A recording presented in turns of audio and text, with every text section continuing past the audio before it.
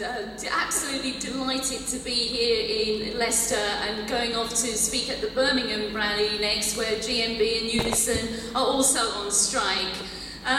It's just brilliant to see so many of you here, and today we in the National Union of Teachers, the UCU and PCS have shown that we don't intend to take our derisory pay awards lying down. Enough is enough. It's time to get tough.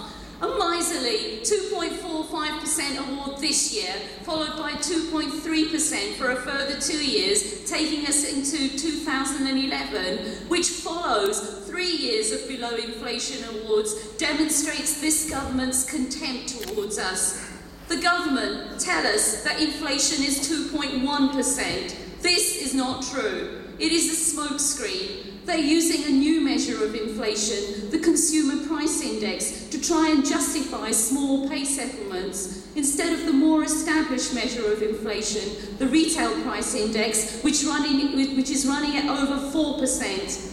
The CPI does not include council tax, it does not include rent, it does not include mortgage repayments. Perhaps the Prime Minister thinks we're all still living with our parents and that we don't have to pay any of these costs. Unlikely, I think.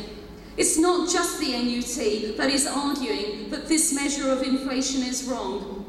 The Daily Mail, yes, the Daily Mail, extraordinarily, is in agreement with us. Last week, it reported that food inflation was 15% and asked the government to tell the truth about inflation. The Prime Minister perhaps also believes that we don't have to eat either. So don't have to live anywhere except with our parents and don't have to eat. The pay awards that we're being offered are a clear indication that this government does not value its teachers, its civil servants, does not value its public sector workers, full stop. It is we who keep in the public sector who keep the country running. The government needs to consider the crisis which could ensue if the numbers of people working in our schools, colleges, government departments, hospitals and other public services continues to decline. This is already happening in our schools. 50% of newly qualified teachers leave the profession within the first 3 years. Almost a quarter of teachers gaining QTS in 2005 were not in teaching in March 2006. Fewer teachers has resulted in many students not being taught by a qualified teacher. Fewer teachers results in increased class size. We know that fewer teachers results in increased workload for us all. This government has already taken thousands of pounds from our wage packets. They introduced TORs and 30,000 teachers lost their management allowances. Tens of thousands of teachers will lose thousands of pounds when this year the 3-year safeguarding runs out in December, if indeed they haven't lost this money already. They took away UPS 4 and 5 because they believed that too many teachers were getting through the threshold and replaced it with the Excellent Teachers Scheme. There are 100,000 teachers currently on UPS 3 who would be eligible for UPS 4 and 5. The scheme, the Excellent Teachers Scheme, has produced 26 excellent teachers in the whole country. More money taken away from us. But actually, this is the government's failure to recognise that there are hundreds of thousands of excellent and hard-working teachers across this country.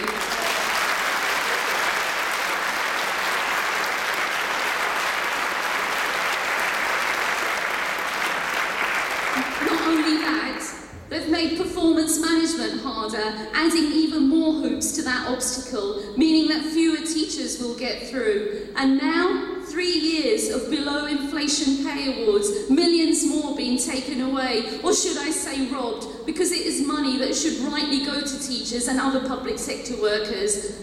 Our purchasing power is continuously being eroded. You may have a bit more in your wage packet, but it buys less than it did 2 years ago. That, Gordon Brown, is a pay cut. When we get a measly 2.45% in September, those on UPS 3 will have lost £4,000 since 2005, with more losses to come unless we force the government to change its direction. Those at the beginning of their careers have lost that £700 and more, and they are the ones that can least afford it. Every teacher has lost money. Every public sector has lost money. Can we win? Yes, we can. Remember the pensions campaign? We forced the government into a U-turn. The NUT then was the only school teachers' union that challenged the government. We joined with other public sector unions and we defeated the government. The NUT's campaign is growing in strength. To be joined by the University and Colleges Union and PCS makes the public sector campaign for fair pay much stronger. Many other public sector workers are looking to us at our action and cheering us on. They will take a lead from our campaign. And this is a campaign that the government cannot ignore. We are also voters, and the government needs to remember this. This strike today is just one step in the campaign, and it has brought a lot of publicity to our arguments. But today isn't the end of the campaign. The next immediate step is a TUC called Public Sector Lobby of Parliament on June the 9th. Also, get everyone in your school to sign the petition. There are some available out there, and if you can't find them there, then there's some available on Half. Do it online. Don't leave this rally without signing it. There's other stuff that you can do. If you look at this postcard, lots of actions that you can take from today's rally. The message from the rallies up and down the country to this government has to be that we teachers are patient people, people with a strong sense of responsibility, unlike this government, and people with the resolve to see the campaign through to the end. Enough is enough. We can win, we must win, and we will win. Thank you.